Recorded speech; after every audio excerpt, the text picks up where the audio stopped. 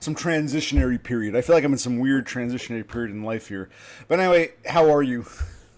I'm okay. What I wanted to talk about. What I wanted to talk about was that, okay, remember I told you I was looking into trying some drug trial things for depression. Did I tell you all this or no? Uh, this is like a place where, yeah, you get paid a handsome amount of money, right? Yeah, a decent amount of money, about $800 to take a few, try some drug, which might be a placebo, etc., etc. Well, I went there for the screening, or the pre-screening, and I didn't pass the test, but I wanted to talk about it because I think it was still worth my while. I got $50 out of it, but they didn't accept me, but I'll tell you, once you talk about that. Didn't know if you remembered, I was looking for jobs, and that came up, and I applied to it, and I got a call from them, and so yeah, they coordinated. They sent me an Uber, very punctual, and they brought me over. It was on Staten Island. It's Staten Island. Yep. And why did they explain why you didn't pass? No, that's kind of what bugged me. The impression I got, because he didn't. The doctor was an interesting character. I like talking to him. Was he a medical, or it was like me, like a psychologist? It's a good question. I guess I wasn't. I was half asleep too because I didn't really sleep the night before, but because he asked me questions about you. I told him I saw a neuropsychologist got diagnosed. I talked to a psychologist, and he asked me. He goes, "Oh, is he a PhD?" And I said, "Gee, I don't know. Can I ask you what your qualifications are, or am I crossing a boundary? Can I ask you what your?" Because I never thought to ask. I am a PhD. Yeah, you're a PhD. Yeah, I said because the only reason you didn't know that. I'm surprised about well, because of your age, because you're in your 70s, it might have been different. Nowadays, if you were a young guy, I'd assume PhD. I assumed there probably are some people your age who didn't have to go the PhD route and still became fully licensed psychologists. Am I mistaken? I could be wrong. Not as a psychologist. You needed a PhD. Now they have master's level. They're not really psychologists. They're called licensed professional counselors and all this stuff. But no, I always would have needed a PhD as a psychologist. That's good to know. I didn't know that. I thought there was, because I remember I told you I saw some nurse practitioner who was also a psychologist, and she was so... This was years ago. She was so happy to tell me that she could prescribe meds, which most psychologists can't do, because she also had this nursing credential. So I wasn't sure what qualifications are. I know psychiatrists need PhDs. I wasn't sure about psychologists. No. Psychiatrists need MDs, not PhDs. Okay. Psychiatrists need MDs to prescribe drugs. Psychologists need PhDs. So I guess this nurse lady I saw at the hospital years ago, I guess she was both an MD for the nursing part, or some kind of, or maybe not an MD. No, it's a master's level. Nurse practitioners, I think it's a master's. It's not a PhD level. But she would need a PhD to be a psychologist. She told me she was a psychologist / nurse of some sort. So I guess if she was, but she kept boasting and bragging. Unlike most psychologists, I can actually prescribe drugs. Was she a good therapist? No, she sucked. She sucked. She wanted to teach me how to date. I told you that story. Remember that? No, I don't remember that. She wanted to teach you. I don't remember that at all. I went, the very first shrink I ever saw was, I only saw her very briefly. I had a little intake session with her. This was a few years back. This was after my father's stroke, before I met you. This was probably like 4 years ago or so. And I thought, what the hell, I'll go see this lady. And she wanted me to come into her office for 15-minute sessions. And like... 15 minutes. Yeah, and I'm like, huh? And I told them, I said, listen, I've had all kinds of problems. At the time, I wasn't diagnosed. I said, I think I'm autistic. I suspect. I don't know. And, and then I was telling her, yeah, I was strangled, and this chick tried to run me over, and all this other shit, and people treat me like crap, and I get fired from every job, and blah, blah, blah. And she was like, okay, why don't you come in once a week for 15 minutes? I said, 15 minutes? I said, can we just... That, I would say... Wait, I'm sorry, again, 55 or 1.5? 1.5. 1.5. That's like 5. But yeah, a quarter of an hour. And I said, that's fucking ridiculous. It takes more than 15 minutes to get here. It was like a 20-minute drive. I'm like, fuck that. This is one of those times where I'd like to go on the internet. And then I was trying to explain to her my problem. I wasn't diagnosed yet. I was basically looking for... I went to go see her first. I was looking for some kind of diagnosis. I eventually had to get with a neuropsych, which you know of. The neuropsych I saw while I was seeing you. This is my first attempt at a diagnosis. And this... sort of aging. She was pretty old. No offense. She looked like she, should have been more wise in her years. But she's like, okay, well, I want you to come in for 1.5 minutes every week. I said, look, I'm not opposed to meeting you in person, but 5 minutes seems a bit short. And, and I can't get over these hang-ups I have and, all these bad things that have happened in recent years. And she she goes, well, no, if it is autism, I'd like to see you in person. I said, well, okay, well, how are you going to be able to diagnose me in 15 minutes? She goes, oh, worry about that later. I'm going to teach you how to date. And I said to her, I said, look, lady, I'm over 40. I don't think that's something that can be taught. I mean, did somebody teach you how to date? And she said, oh, well, some people need help. Some people need different help. She didn't want to answer the question. I'm like, you can't teach someone how to date. And that wasn't even my main concern. I guess she thought, maybe if this guy gets a girlfriend, he won't be as hung up. Who knows what the hell she was thinking. But I said, for 15 minutes, and you're going to teach me how to date. You just want me to spend like half an hour getting here to look at you for 15 fucking minutes for what? And if your first suggestion is, I'm not going to focus on your social problems and your recent trauma, I'm going to teach you how to date, which I'm like, but it's funny. I came home. We'd come back here. I came back here, and I told my brother and my mother. My father was still, in the institution, and even my mother was like, "Huh?" They were both my brother and my mother got, because I'm like thinking to myself, well, maybe I misread something. Maybe this lady meant well. They both seem to think now. She struck me as a hack. I'm like, you want me to come to see you for 15 minutes, and you're going to teach me how to date, which isn't even my main concern here. But okay, so yes. Well, first, before we talk about, I'll just quickly say that usually a 15-minute visit is a medication management visit. Well. And they make plenty of money in those 15 minutes. I see. Well, again, I'm glad you mentioned that. Like I said, she was not a psychiatrist. She was not an MD. Yeah. But I guess because she was this nurse practitioner or whatever, and she had that ability to prescribe, she was so proud to tell me, I'm not a psychiatrist, I'm a psychologist, but unlike the other psychologists, I'm also a nurse, so I can prescribe. You're right, maybe she was just hoping to get me hooked on some pill. I don't know. But I didn't say that. Well, I was speculating the same thing. I didn't want to go. Well, okay, we can talk about this for a moment. Because I think I told you the story, you probably just don't remember. What do you make of it? You just think she was looking at? What do you think? I mean, go ahead. Well, I never heard of psychotherapy lasting 15 minutes, and because it sounded like she didn't want to just give you medicine; she wanted to give you talk therapy. Now, I don't know if she was under the assumption that if you were autistic, that she could give you, like when she said she was going to teach you how to date. I'm assuming she was thinking like she would give you behavioral techniques, like how to literally go through step by step. Well, you find somebody on Match.com, and then you write a profile, or I don't know if she was just going to give you some. I don't know what the hell, or she was going to teach you how to pick up girls in a pub or something. A fucking 60-year-old woman is going to teach a 40-year-old man how to pick up. It made no fucking sense to me, but I'm like, okay. And even my mother and brother are like, huh? And even you're like, huh? So I said, I gotta get away from this nutcase. So maybe she was a wanton sex therapist who thought she was going to give you like in vivo, techniques, on how to woo a woman. I don't know. Okay, but in 15-minute sessions, okay, I learned a lot, wouldn't I? Ooh. Well, it's like wham bam, thank you, ma'am.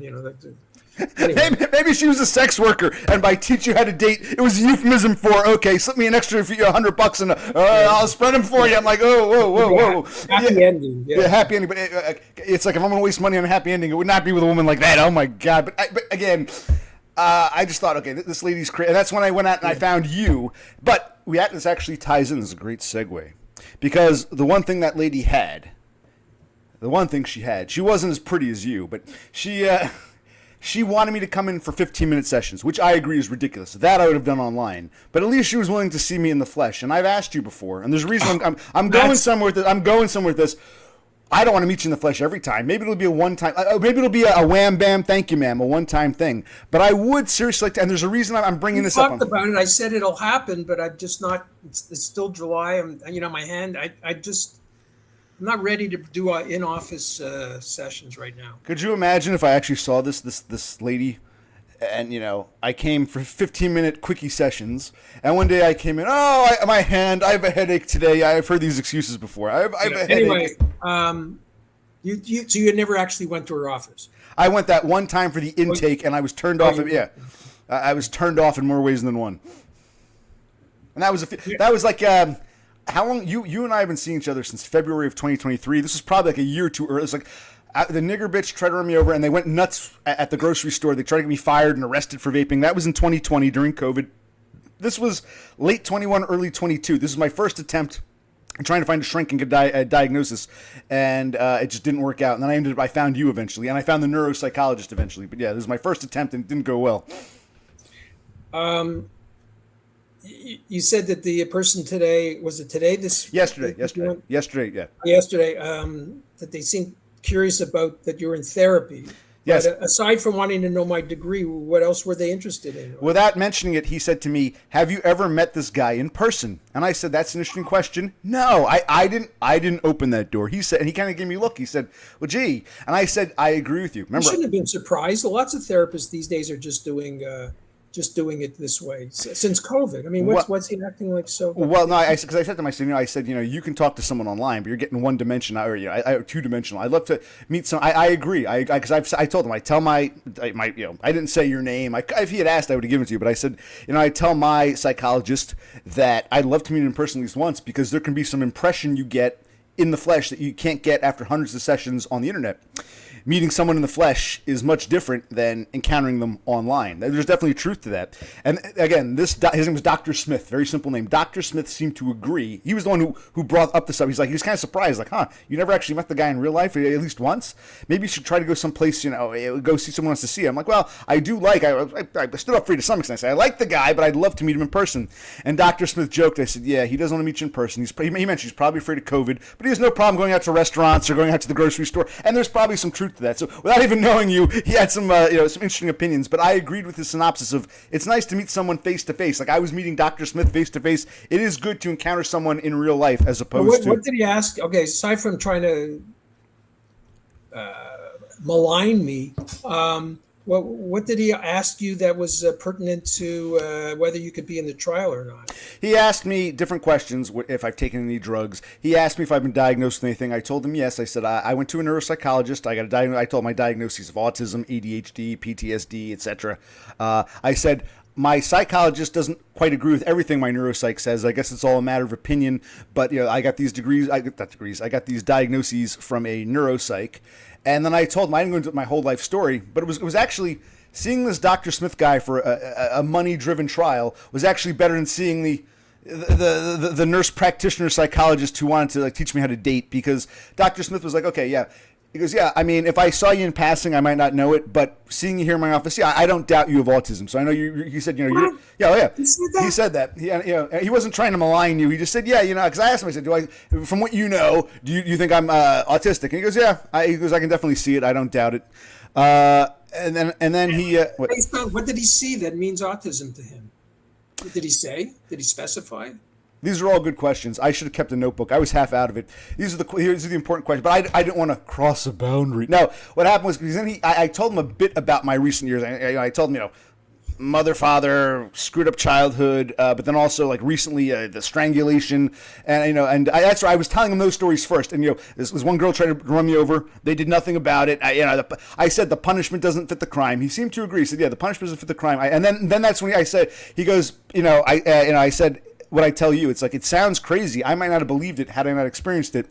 And that's where he seemed to say, I believe you. I don't think you're a pathological liar. It's because you're autistic. You might be coming across in a way you don't realize. So you mean well, but these people think you're deliberately being an asshole. I believe you have autism. I think it was based upon my experiences. He's like you. He seemed to believe my experiences, and he said, yeah, people are probably misreading you, so I don't doubt you're autistic.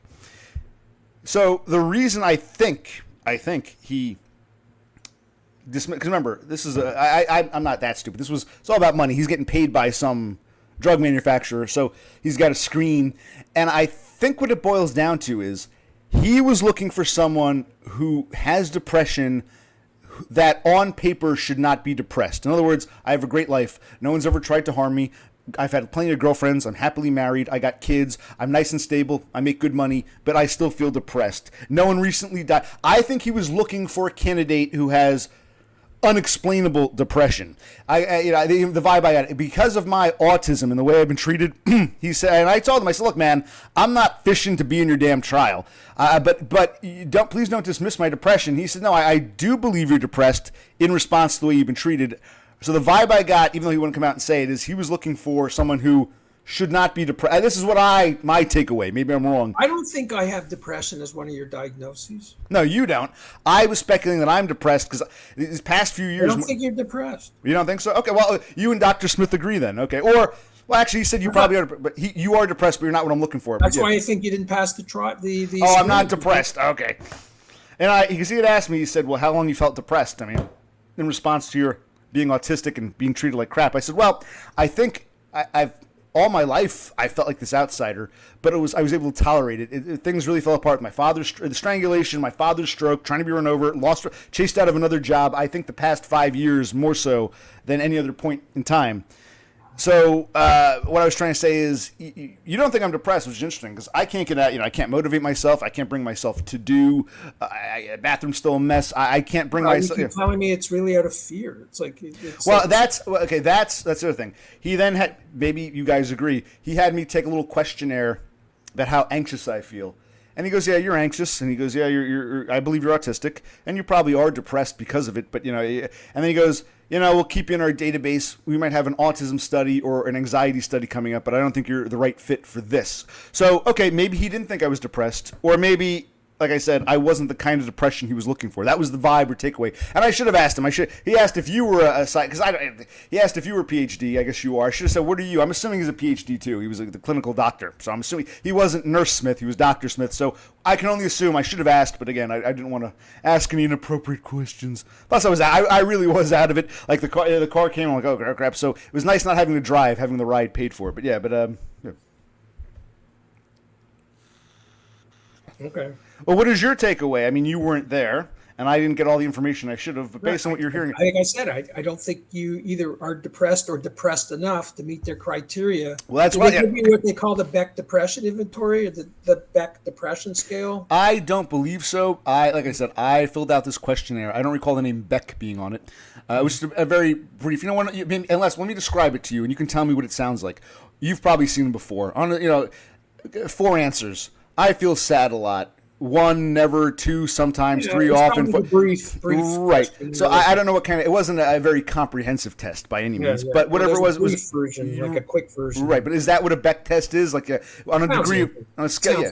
Right. You can probably find it on the internet. Okay, I'll look it up. That was created by Aaron T. Beck, who's like the father of cognitive behavior therapy. Although Albert Ellis was there a little ahead of him, but anyway, it doesn't matter.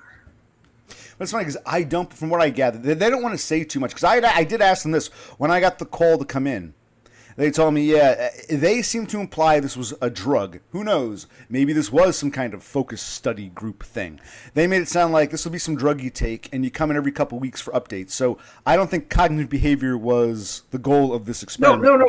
I didn't try to imply that they were going to possibly give you some kind of talk therapy, like cognitive behavior. I'm just saying that Aaron T. Beck, he's the one who created the Beck Depression Inventory, because cognitive behavior therapy originally was formulated to treat depression, but now they use it to treat everything. So, one size fits all.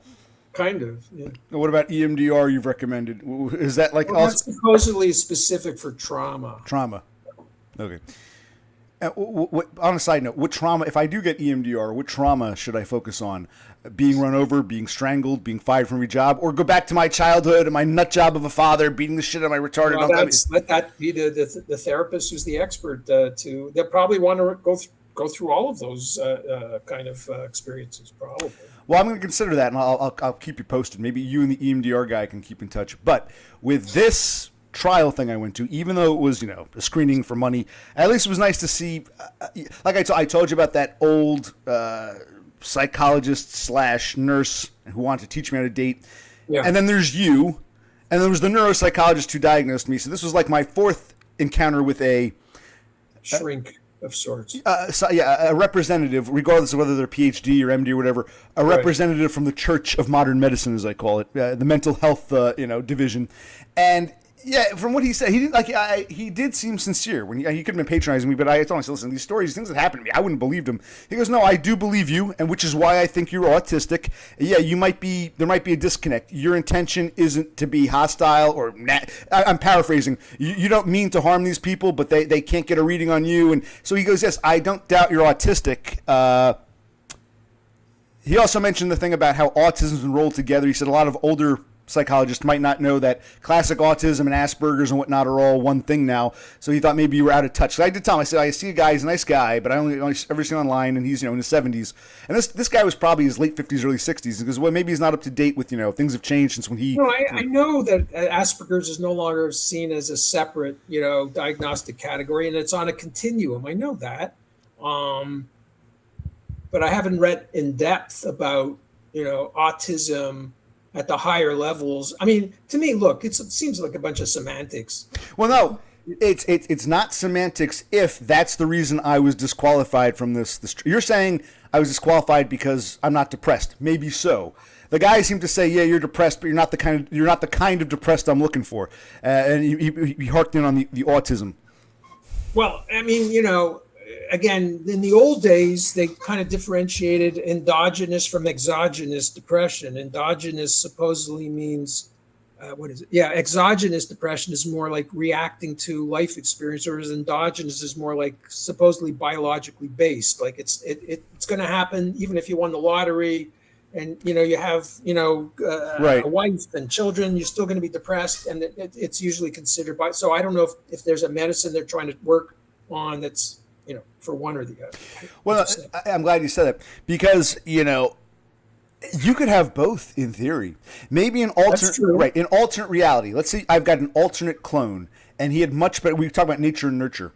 He grew up, his father was great. His mother was great. Normal. He had a normal, loving home, and his parents were millionaires, and everything was wonderful, and he got along with people, but he still felt, this carbon copy of me still feels depressed. So it could be both. It could be I'm depressed. You could be depressed because of outside sources. Would you call that exogenous? Or internal and endogenous?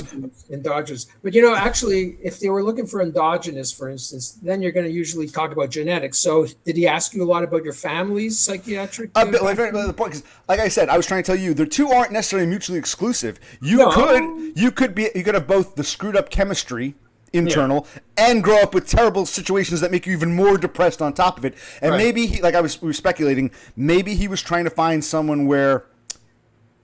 maybe you do have chemical depression or internal depression or mental depression on top, but we can't rule out the outside forces. So I'm assuming he's looking, what was the word again? Not androgynous. It was, what was the word? It's endogenous or exogenous. Let me look up these words real quick. These are new words. SAT lesson. Endogenous. Yeah. With an O or an E. E-N-D. Okay. Endogenous biology, growing or originating from within an organism. Endogenous. Okay, I'm going to write. Whereas exo, outside. Exo, right. Oh, exogenous. Is that the word? Exogenous. Exogenous sounds. Exogenous forces. Exogenous outside. I don't think I've ever used the word for the internal. I learned a word here. Endogenous. Okay, that I've not new word to me because it sounds too much like androgynous. So okay, endogenous. Yes, and maybe a person is both.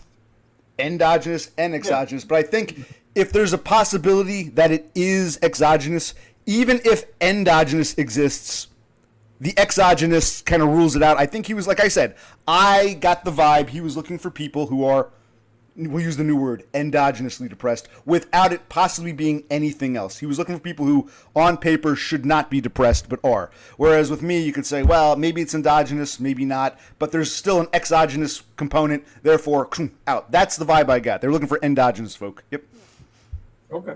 I'm just sharing what I could. And again, I'm not going to go into too much. It was like, come in, talk to me for a few minutes. Okay, wait here, come back and talk again, take this questionnaire. He did ask me, like, your parents. I mentioned, I did also mention, like, my mother calling the police on me, all this bullshit. And he was surprised, like, why would she call the police? I said, well, I was in a really nasty mood. I told him, I didn't go into detail of my life. I told him about the strangulation. I told him about...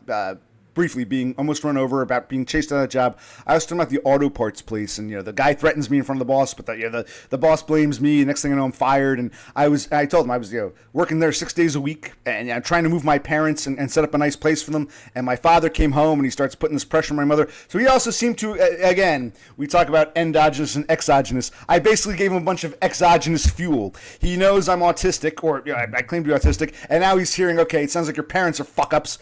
And I even say, my sister. asked my siblings. I said, I get along with my brother. I even told them my socialization is mostly my brother and my psychologist. And he was like, he was kind of, oh, okay. So I think he came to say, okay, your parents seem like they're fucked up. And I know it's a one-sided story, but go ahead.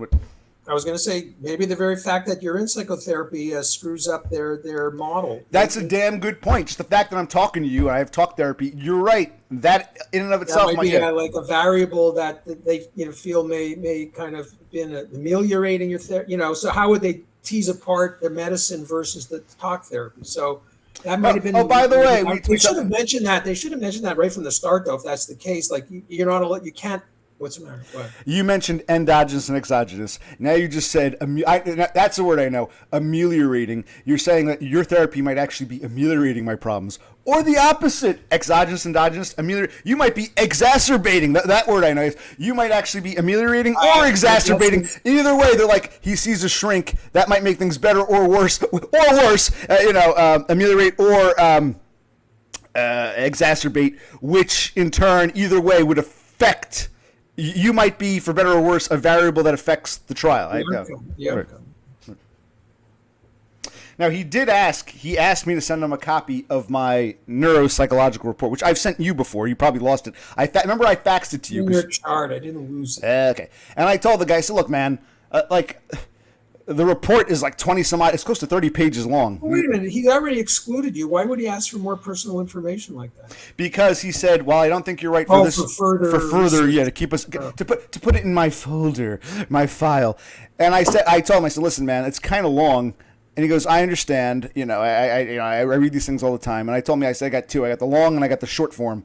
And he goes, okay, email them to me. And I'm like, I don't know if I want to. Not because it's too personal, but because I don't want it to get lost in. Here you go. Here's my friend. And I never hear from him again. I almost feel like if if I were you, I wouldn't. I wouldn't. I feel like if they want me, they can come to me. And no, I don't mean Dr. Smith is going to pick up the phone himself or the secretary. But if they really mark down in my file that I'm a candidate for anxiety or a candidate for autism, there can be some automatic what do you call it, like texting or email. So in other words, I don't expect to hear from Dr. Smith directly, but if they're being sincere, if they want to keep me in their thoughts and prayers, as I say, then they can contact me and I'll provide that sort of information if they have something, So I don't expect to ever hear from them again. But I agree. I'm not going to send it to them just out of the blue, not even over security concerns, but because I'm not going to make it easy. If they really want, they can offer me another trial down the road, and if it's pertinent, I'll provide it. But yeah, since they rejected me, why would I give them anything more?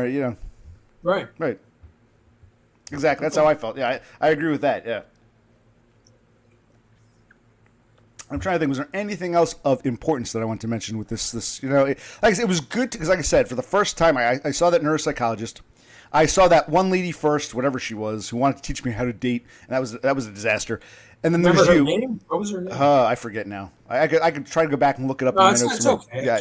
I'm curious too. I forget. Curiosity. I'll find it. I'm sure it's in my notes somewhere. I just or in my records or scanned on a piece of paper.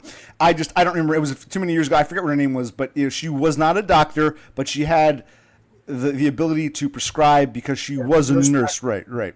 So, and again, if she's not a doctor, would she be well, maybe she was a doctor. She might have been a doctor. I don't remember now. I'll figure it out. But I'll get back to you on that one. But the point is, you got her, you got you, the neuropsych who I did the battery of tests with. Oh, and by the way, and then this guy, Dr. Smith. And Dr. Smith, I guess he must be some kind of psychologist or psychiatrist. Because he understood, he goes, yeah, you probably went to see the neuropsych for a series of battery tests. Yeah, so he seems to understand how the process works. He didn't seem to be a stranger to diagnosis and whatnot. So he understood that. And I said, yeah, I saw her in person, took a bunch of tests, and then I came back and she gave me her report.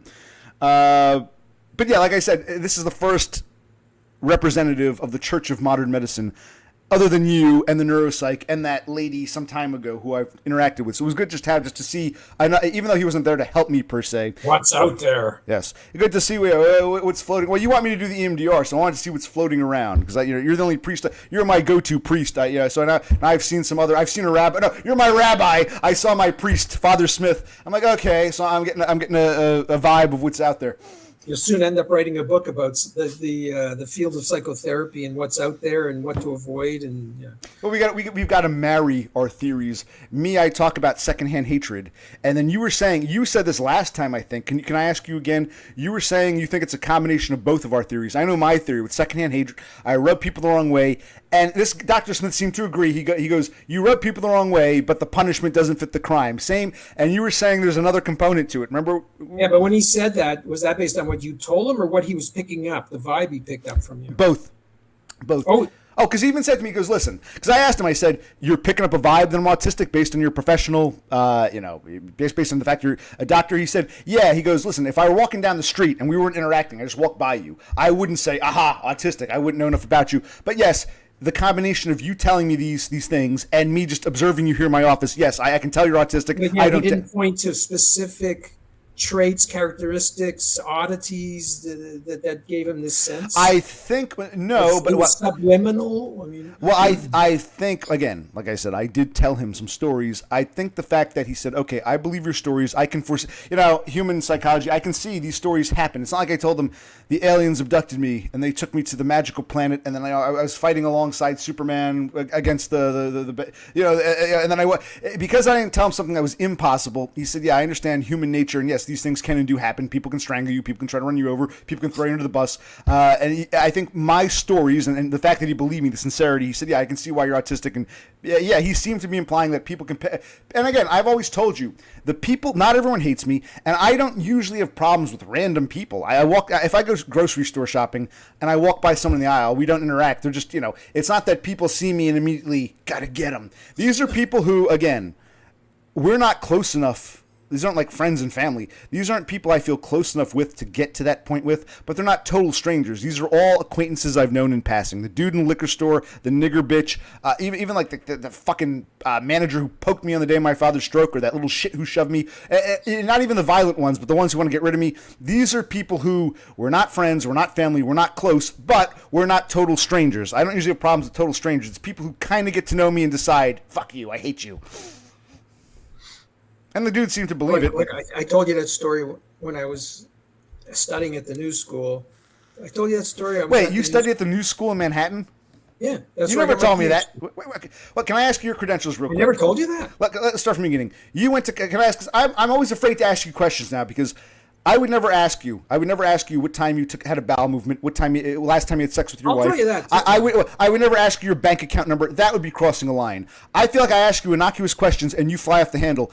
Okay, you started out in Canada. Can I ask, where did you begin? I don't need a full resume. You started out in Montreal. I went to a college/university in Montreal called Sir George Williams University, which eventually became Concordia University when they combined Loyola College and Sir George Williams to become Concordia. Concordia, and that's an English language college, despite being in Montreal. Concordia's, or both, it's bilingual. It's English language in Montreal. Yeah. Mm-hmm. Okay, and I do remember you've told me you started out as a geography major, because I like geography. You started out with maps. Yes, that I remember. You've told me that many. I remember. And then you decided to switch. Did you get a psychology undergraduate degree or whatever the Canadian equivalent is? Well, they called it a joint major, psych and geography. Okay, so you double majored. Probably the only one in history. Right. No, you double majored in psychology and geography. Okay, that I understand. And then what happened? You got a master's or? Yeah, then I figured, okay, this is not going to get me anywhere. I got to get a master's at least, So then I went to I just didn't see any likelihood of getting. Am I getting too personal? Where'd you Canadian master's level university? So for psychology, it's very hard. So I looked in the States, and there were a lot of more schools, and more potential down here. So wait, my grades are not good. I wasn't a great student. You don't have to. I'm sorry. So you never got a master's. You went from a double major in psychology/geography. To bachelor's, a BA. Okay, fine, a bachelor's undergrad degree. Bachelor I understand, Bachelor of Arts, as opposed to a Bachelor of Science. Actually, geography isn't a Bachelor of Science. Geography. Whatever. Where I went. Yeah. Slang, I understand. Bachelor's degree, also known as an undergrad degree in American English, before you go to master's. You never went master's. You went right from... No, I went master's. First I got the BA, then I got the MA at FDU in Madison. Oh, okay. You came to New Jersey first to get a master's at Madison University, but that No, was no, no. At FDU, Franklin, Fairleigh I. Dickinson. Fairleigh Dickinson University, which is at the campus in Madison, the Madison campus. Yeah. Because up in Madison, there's two universities. There's Drew, and is there a Fairleigh? Yeah, Fairleigh no, Dickinson. they're almost across the street from each other. Right. There's also St. Elizabeth's College down the street. Okay. On Morris Avenue. Okay. So, but let me ask. I know we're running out of time. But go ahead, tell me, what did you get your master's? I'm curious. What did you get? Because if you got your clinical psychology at FD in Madison, New Jersey. FDU. Okay. FDU, Fairleigh I. Dickinson University. Fairleigh Dickinson University. Fairleigh, whatever. Okay, fine. So, Concordia, which used to be St. George's, was that what it was called? Sir George Williams. Oh, so, that's right. That's the British Commonwealth. Sir George Williams College. University. Okay, so Sir George Williams University. Which, why do you need such detail? Maybe this is autism. This is autism. Exactly. After 200 sessions, you're getting it. Oh, after 200 sessions. Okay, because I'm trying. See, here's the thing. I might remember every detail. Is that beer? That looks like beer. No. Where? No, never mind. Okay. Oh, in the back. It looked like fuzz on the top. No, it's. Oh, this is my iced tea. This. Okay, good thing. No beer. I would never drink beer during a psych. No, this is iced tea, and it's non-alcoholic. It's non-alcoholic beer. Yeah, it's iced tea. Non-alcoholic tea because they do have you hard. Should drink matcha tea at least. If you're going to drink tea, you might as well drink green tea. Matcha. You know, it's funny. My brother actually bought a few, so he has a can, but I prefer just. No, you should get with powder. Like you make it yourself. You don't just get the because it's going to come with a lot of sugar. Okay, keep going. I'm curious. Okay. So you got your undergrads in Canada. You got a master's in Jersey. But you told me a master's alone isn't enough. You couldn't. That's why I had to go get a PhD. But what could you do with the master's? Was just a stepping stone for a PhD, or yes. Okay? Yeah, the master's was what they call a terminal degree. There was nothing you couldn't go into like FDU did not have a PhD program at the time, although they do now. They do now in TNEC. But they didn't at the time. No, it was called a terminal degree. Yeah. I know. We're learning. I like to learn new words too, so I can use. Okay, I've heard of exogenous, never endogenous. Like I remember ameliorate and exacerbate. Endogenous, but there's also I've never heard of it because I never went for a PhD or a master's. So it's called a terminal degree, meaning I guess that basically means it's a dead end in and of itself. It's just a means. Kind of a dead end. Yeah. Right. I mean, it was a pretty good program. Actually, I'm not saying it wasn't educational, but but that master's degree itself, you couldn't be doing. I still wouldn't be able to, right. Or maybe I could, but it'd be under constant supervision, or you know what I mean. You couldn't be an independent. That's the key point. You couldn't be like what I'm doing now, independent practitioner. Oh, okay. Not with a social worker a social worker master's you could do it, but a psychology for some stupid reason no. So yeah, that's I'm going to ask you real quick. Why didn't you go for the social? You didn't want to be a social worker, or you wanted to get a PhD regardless. So it was just a stepping stone. No, somehow psychology seemed more pure, there was something. Just had a feeling it was more directly dealing with human problems than social workers. I don't want to deal with people on welfare, getting them the housing. You know what I mean? Yes, those people. Exactly. The people I want to be. Okay, yeah, those people. Okay, yeah, thanks, Doc. Christ. Yeah, a little bit of but I do shop at Walmart sometimes, so it doesn't mean I'm that much of a snob. Like Dr. Smith said, the guy doesn't want to see you in person, but he has no problem going out shopping and going to restaurants. Okay, yeah, but he's scared of meeting you in person because of COVID. Yeah, I agree with Dr. Smith on that. He was quick to, without even meeting you, I didn't even paint a bad picture of you. He's pretty good. This Dr. Smith guy is almost like a mind reader. He's that good. Maybe on as a client. Maybe he does the MDR for all you know. No, but he's in Staten Island, so I can't use Jersey insurance in New York State. Oh, unless he has a practice here in Jersey, I have to find out. But yeah. But anyway, all right. So then let me tie this up. After FDU, you then went on for a fellowship to get your PhD. You had a fellowship. It's usually called fellowship. I don't know. I got into a PhD program. That's called the fellowship. Okay, maybe it's an American Canadian thing. In American English, when you're pursuing a PhD, when you're in the process of pursuing, that's called fellowship. Means that you're going and you're getting they're paying for your education. Oh, you paid for your own PhD program. Okay, I paid for my own. Yeah. Wow. Okay, so you weren't good enough for a fellowship. Okay, so anyway, where did you? Probably not. Where did you get your fellowship? We have a few minutes. Where did you get your fellowship? Where's your last stand? I didn't get not fellowship. Where'd you get your PhD from? at the New School for Social Research In Manhattan, Graduate okay. Faculty, which is on 14th Street and Fifth Avenue. Yes, I'd already forgotten. Right Okay. up the street from NYU. Well, I think part of the reason I asked these questions, we're actually having a breakthrough here. We got a couple minutes because I might not remember when you tell me in passing, but by repeating it, because I am showing an interest, I'll digest it. Okay, college in Montreal, Sir George, whatever. I can always look that up.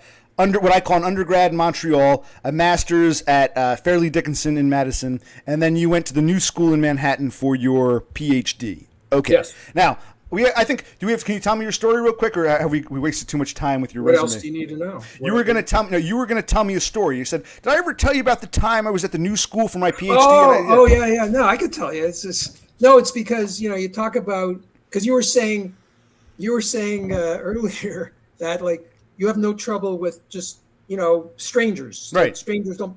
So here I am I'm at the New School and I'm waiting for this big auditorium class, and I'm just sitting there by myself on the floor, leaning against this the cafeteria window. Actually, I'm just sitting there. I don't know if I was looking at a book or something. I didn't have a cell phone at the time, so this is a long time ago. And all of a sudden, this guy walks up to me, looks kind of homeless. He walked right into the.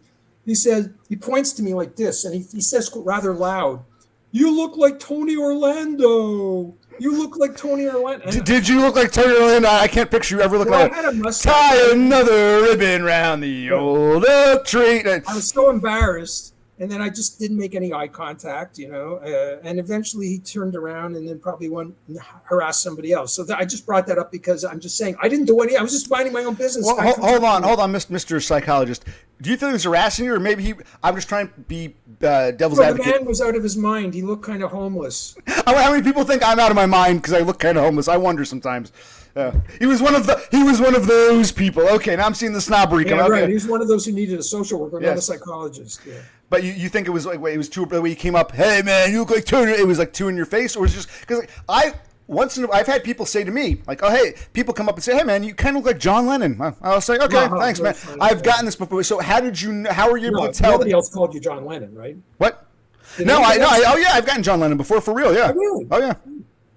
I've even gotten Paul McCartney, which is flattering. I look like the Beatles put together, but I don't have any of their musical talent. No, I've gotten that. I used to get like when there was a movie Forrest Gump, and I don't know if you ever saw the movie Forrest Gump. Yeah, I saw Forrest Gump. And there was a scene where Forrest's girlfriend, her name was Jenny, they're at a Black Panther get together, and this white dude beats Jenny. Several people told me, you look the guy from the Black Panther Party. I said, cool, I look black. Yeah, and they'd say, no, you look like the white guy who beat Jenny, and then Forrest beats him up. So and these are just people I never met. They're saying, hey, I got to tell you, you kind of look like John Lennon. Hey, you kind of look like Paul. Hey, you kind of look like the guy from Forrest Gump, not the Black Panther, but like the white guy who beat up Jenny. I'd say, okay. So I've had random people tell me you look like so-and-so, and I always interpret it as them coming in peace and just making an observation. I say, oh, okay, whatever. And that's usually all it is, and we go our separate ways. So the fact that what I'm trying to understand, we'll have to talk about this next time. You didn't like the fact that he was comparing you to Tony Orlando, or like if someone walks up and goes, "Hey man," like screaming in your face, "You look like Tony Orlando. Can I get $1?" That's different from, oh, just saying that you kind of, hey, you kind of. It was more like the former, not the latter. Okay. Oh well, that's the case. He didn't ask for money though, but it was just obviously very inappropriate to say it rather loud where everybody could hear him pointing the finger at me where I'm just minding my own business. Oh, okay, so it was over the top. It wasn't just the question; it was the way he went about. Totally over the top. Totally over the top. Okay, well, that's important detail. Okay, all right. I know we're out of time. I appreciate you talking to me. Maybe we can talk more about this later. We've learned some new terms like endogenous and terminal degree. I didn't know those terms. All right, so can we schedule for next week? And hopefully by then I'll have a job and a clean bathroom. We're argued for Friday already? Oh, that's right. See, I forgot what day it is. That's another thing. Yeah, Friday at 4:15. My pattern is total. I was telling my brother, my pattern's like screwed up because this trial and going there, and I didn't really sleep the night before. But I figured I don't have to sleep because they're giving me they're hiring me a car. So my pattern's been off these past couple days. I forget what day it is. Okay, so and that's right. We're not doing back to back this week. Okay, that's why I thought we were. Okay, I'll see you in 2 days then. Awesome. Let's pick this back up because I think this was an interesting conversation. Let me just encourage you once again. Yes. Because we don't want you to go backwards. We want you to go forwards. Yes. Even so, you may accuse me of getting you to go backwards. And Mr. Smith might also accuse me. Doctor Smith. I'll call him Mr. I don't know. I haven't seen his. Okay, fine. All right. So what about Smith? That keep looking for a job. Okay. Oh, okay. that was my final statement. A job or seriously, a job or Social seriously. Security disability. Okay, all right, got it. Okay, I'll see you Friday. Friday. 4:50. Sounds good. Cheers. Cheers. Bye. Yes. Okay.